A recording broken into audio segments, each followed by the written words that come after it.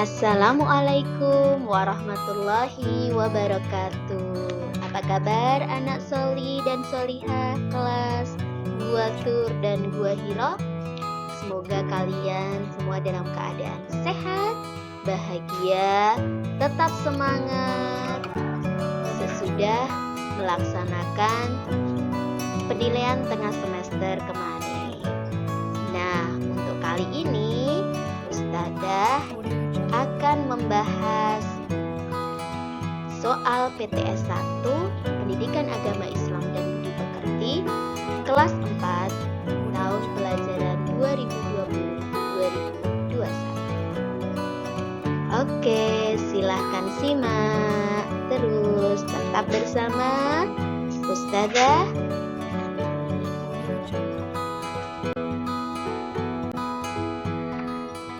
Alhamdulillah, kita masuk di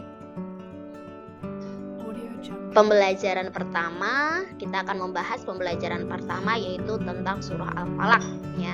Dari Romawi 1 terlebih dahulu ya. Nomor 1. Dari kejahatan makhluk yang Dia ciptakan. Pernyataan di samping adalah arti dari surah Al-Falaq yang bunyi bacaannya adalah titik-titik. Oke, kita kembali mengingat hafalan ayat dan arti surah Al-Falaq. Di sini kata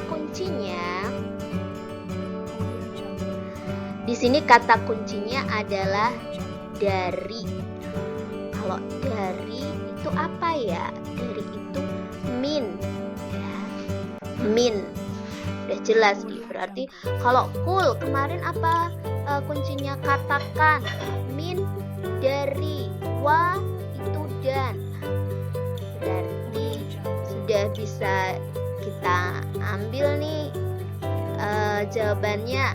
Kul katakan min, oh inilah min dari, min syari ma khalaq, yaitu min dari syari kejahatan ma apa-apa khalaq yang Allah ciptakan ya.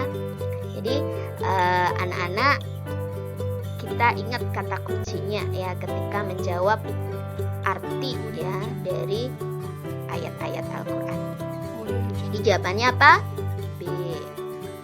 Kemudian nomor 2, wa min syarrin nafatsati fil uqad. Potongan lafal yang bergaris bawah di samping artinya apa?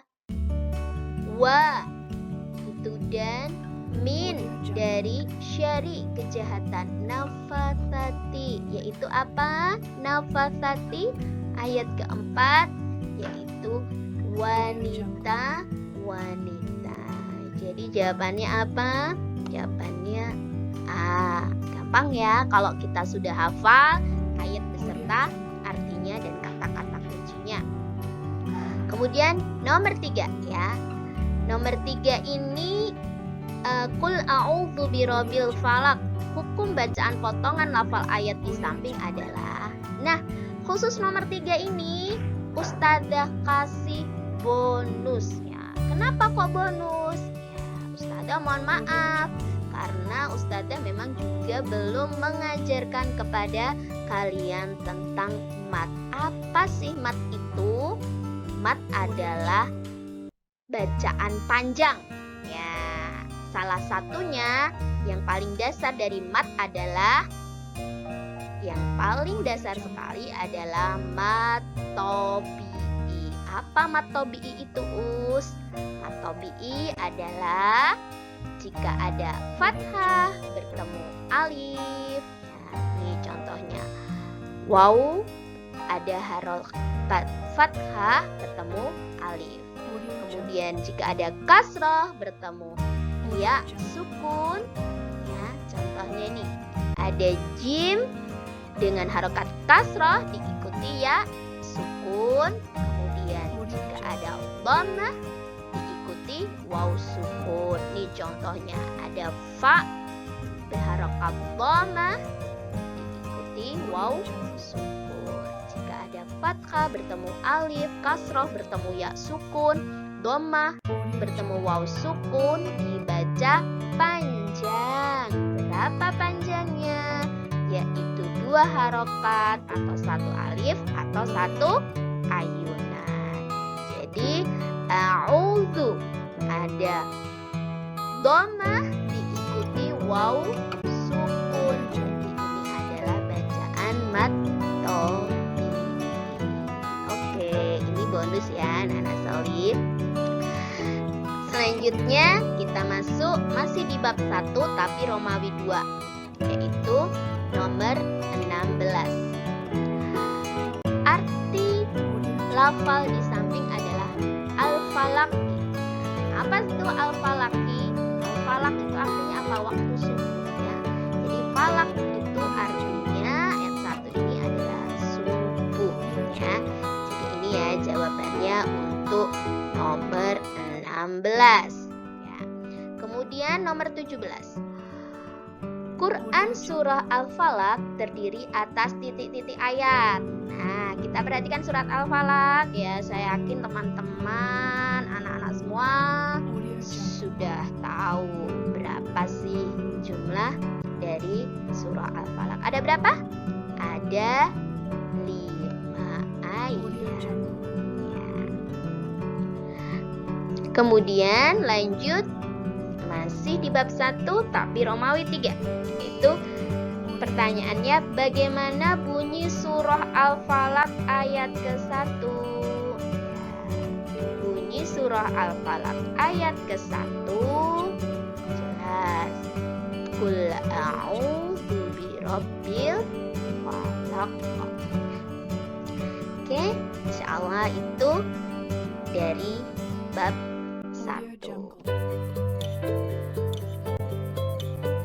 Selanjutnya kita masuk ke bab kedua, yaitu tentang beriman kepada Allah dan Rasul-Nya. Pertanyaannya di Romawi 1 nomor 4. Alam dan seisinya adalah ciptaan Allah Subhanahu wa Ta'ala yang disebut makhluk yang bersifat gaib di antaranya. Jadi kemarin kita sudah membahas ya, Allah itu mempunyai ciptaan yang ada yang nyata dan ada yang gaib. Apa itu yang nyata? Yang nyata yaitu manusia, hewan, tumbuhan. Yang nyata itu maksudnya kita bisa melihat dengan panca indera kita. Kemudian kalau yang gaib yaitu maka panca indera kita tidak mampu untuk melihatnya. Ya, makhluk-makhluk yang gaib itu tidak dapat dilihat oleh mata manusia. Nah, pertanyaan nomor 4 adalah makhluk yang bersifat gaib diantaranya gunung. Gunung kelihatan nggak? Kelihatan. Malaikat, pernah lihat malaikat nggak?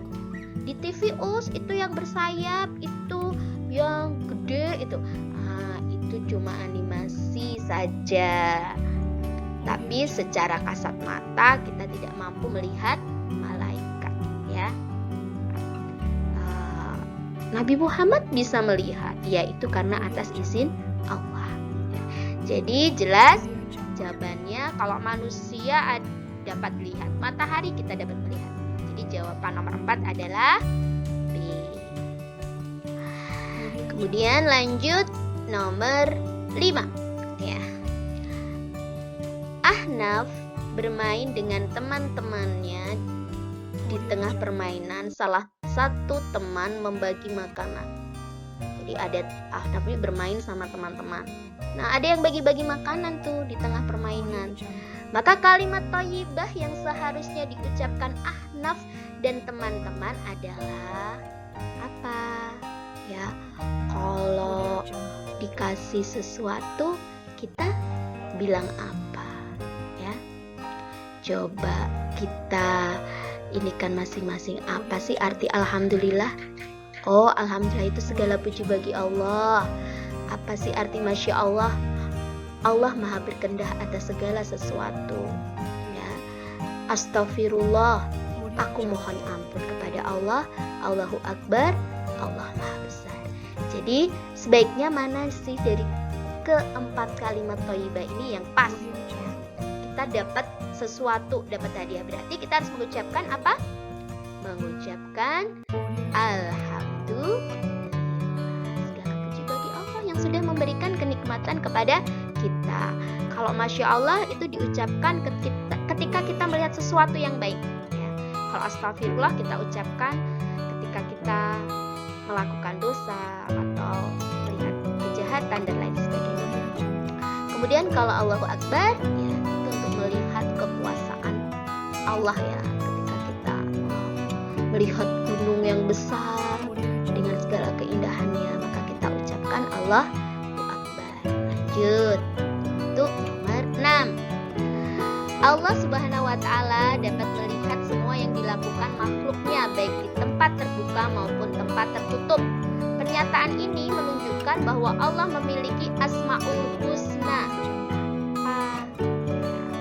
Kemarin di dalam video pembelajaran yang sudah Ustazah sampaikan sudah dijelaskan tentang Asmaul Husna yang harus kita pelajari di kelas 4. Apa saja Asmaul Husna yang harus kita pelajari itu? Yaitu ada Al-Basir, Maha Melihat, Al-Adil, yaitu Maha Adil, Al-Azim, Maha Agung.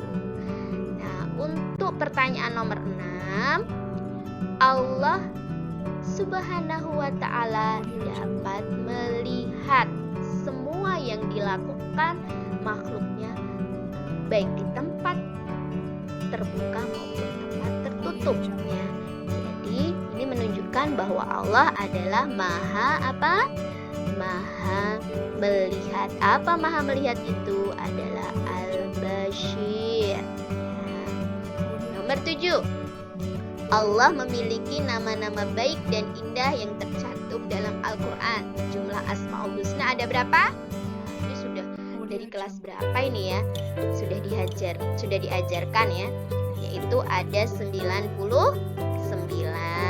Betul sekali. Nomor 8. Hal yang luar biasa yang tampak pada diri Nabi atau Rasul disebut apa? Kalau maksum adalah ya seperti Rasulullah ya, orang yang bersih dari dosa. Mukjizat, yes, betul sekali. Jawabannya adalah mukjizat, yaitu hal luar biasa yang tampak pada diri Nabi atau Rasul. Ya, contohnya Nabi Muhammad mukjizatnya apa? Mendapatkan Al-Quran. Nabi Musa mukjizatnya apa? Dia mempunyai tongkat yang bisa berubah menjadi ulat, bisa membelah lautan, dan lain sebagainya. Itulah, kalau amanah fatonah ini adalah sifat wajib Rasul. Lanjut, nomor 9. Para Rasul wajib menyampaikan wahyu kepada umatnya. Pernyataan tersebut menunjukkan bahwa Rasul memiliki sifat wajib titik-titik. Ya, sifat wajib apa? Mari kita lihat sifat wajib Rasul antara lain yaitu sidik, amanah, tablik, fatonah. Ya. Ustazah pernah mengajarkan ya lagu tentang sifat wajib Rasul ya. Sifat sidik artinya benar, amanah dapat dipercaya, sifat tablik menyampaikan, fatonah cerdas artinya. Jadi menyampaikan ya, di sini kita garis bawahi para Rasul menyampaikan wahyu. Menyampaikan tadi apa? Tablik. Oke, betul sekali. Kita lanjut ke Romawi 2, nomor 18. Afiyah dapat hadiah dari kakaknya. Kalimat thayyibah yang paling tepat diucapkan adalah bersama ya, seperti tadi pertanyaannya, ketika diberi sesuatu kita harus mengucapkan apa? Mengucapkan alhamdulillah. Nomor 19. Al-Asmaul Husna Al-Azim artinya apa? Artinya Allah Maha Agung. Jadi ini jawaban nomor Nomor 20. Al-Asmaul Husna Al-Adl artinya Al-Adl apa? Ini Al-Adl. Jawabannya Allah Maha Adil. Gampang. Adil. Nomor 21. Iman kepada Rasul-Rasul Allah Subhanahu wa Ta'ala adalah rukun iman yang ke berapa? Rukun iman ada 6. Yang pertama, iman kepada Allah. Kedua, kepada malaikatnya. Ketiga, kepada kitab-kitabnya. Dan yang keempat adalah kepada Rasul. Jadi iman kepada Rasul adalah rukun iman yang keempat. Romawi 3 ya. Romawi 3 nomor 27. Sebutkan 4 ciptaan Allah yang nyata. 4 ciptaan Allah yang nyata. Kita sudah bahas tadi 4 ciptaan Allah yang nyata, yaitu apa saja? Manusia, hewan, tumbuhan ya. Ini juga ada matahari ya. Ada gunung ya silahkan, ada yang lain sebagainya ya, yang intinya adalah yang dapat terlihat oleh mata manusia. Nomor 28. Jelaskan 3 Asmaul Husna dan artinya. Al-Basir artinya Maha melihat. Dimanapun kita berada, Allah Maha melihat, baik di tempat terbuka maupun tempat tersembunyi. Al-Adl artinya Maha Adil ya. Manusia diciptakan ada laki-laki dan ada perempuan, semuanya mendapatkan diciptakan secara seimbang, secara adil ya. Ada laki-laki, ada perempuan ya. Ada ya kemudian ada lautan, ada daratan. Dan selanjutnya yang ketiga Al-Azim. Al-Azim artinya Allah Maha Agung. Allah Maha Agung yaitu Allah tidak membutuhkan pertolongan ya, hanya manusia yang makhluk sosial, dia membutuhkan bantuan dan pertolongan orang lain, sedangkan Allah tidak membutuhkan. Nomor 29. Jelaskan 4 sifat wajib Rasul dan artinya. Apa sifat wajib Rasul dan artinya? Itu sidik artinya benar, amanah dipercaya, tabligh menyampaikan, fatonah cerdas. Ini jawaban nomor 29.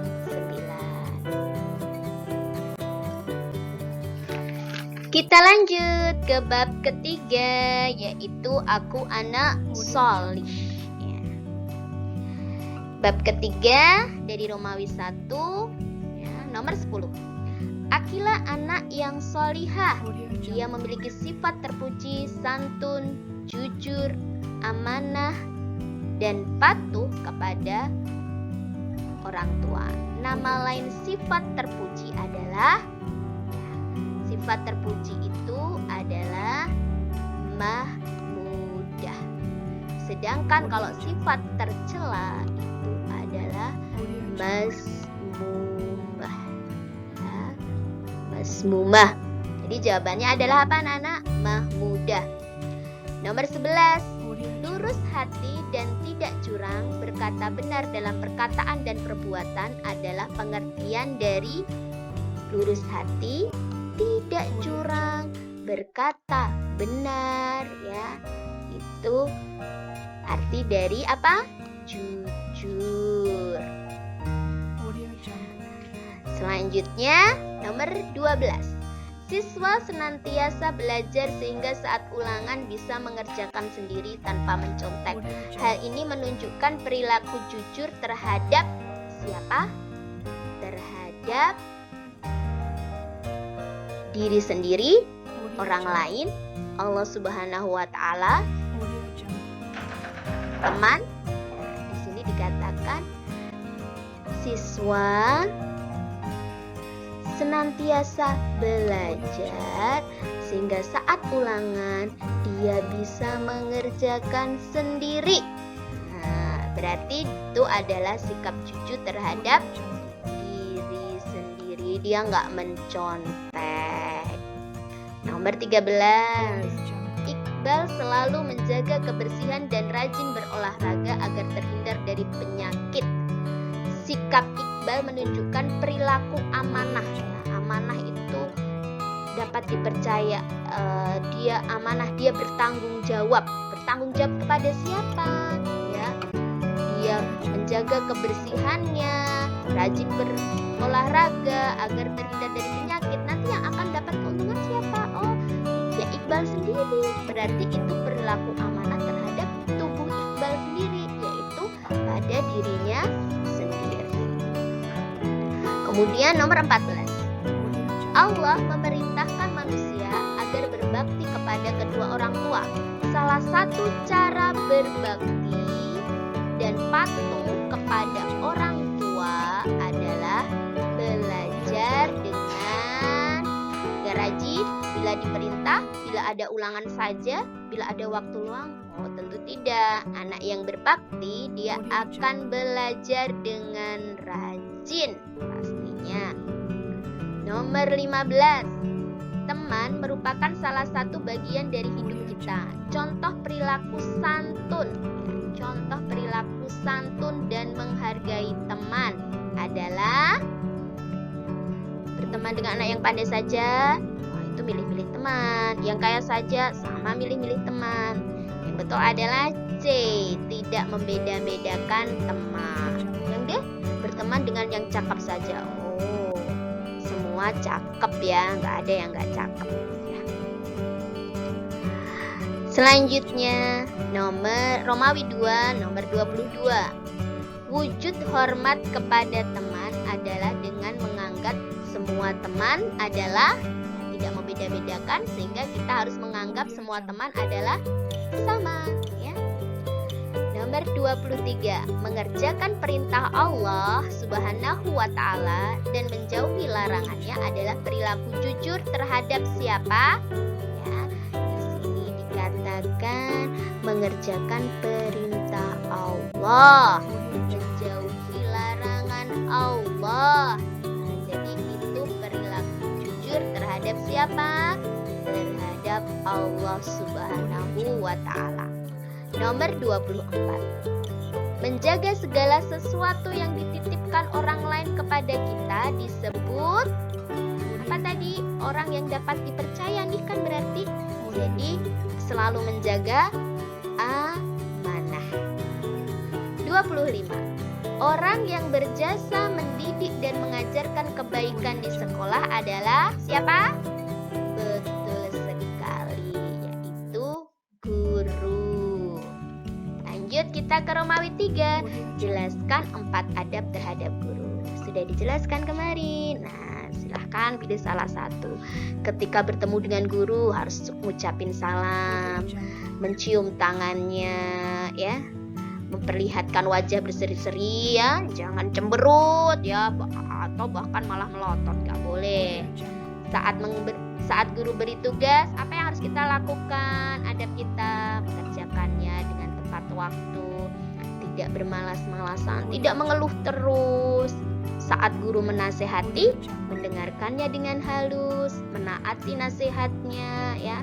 Saat berbicara dengan guru, santun, tidak terlalu keras, tidak memotong pembicaraan ya. Saat guru sedang mengajar, duduk tenang, rapi, tidak mengganggu temannya, tidak berbicara sendiri, ngobrol sendiri sehingga berisik ya, dan memperhatikannya. Oke?